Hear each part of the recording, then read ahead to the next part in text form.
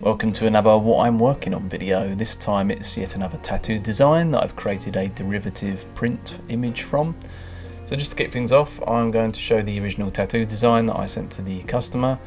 So this was a sleeve project that I worked on, mocked up a shaded version. We ended up axing the face down the bottom, making some changes throughout, and got to a stage where the customer was pretty happy. So after that was done, tattoo was completed and that was all good and well.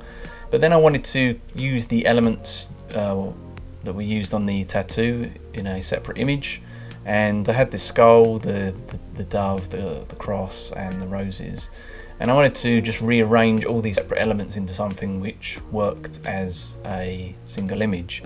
So this is what I ended up coming up with. I colorized the artwork with a sort of purple and yellow hue, and it's now ready and available to be sold as prints. They're being sold on my website at bencrafter.com, so if you want to support what I do, you can go pick up one of those. That'd be really appreciated.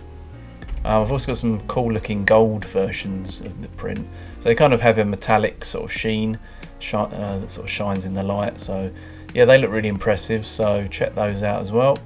Thanks for looking, and I'll see you next time.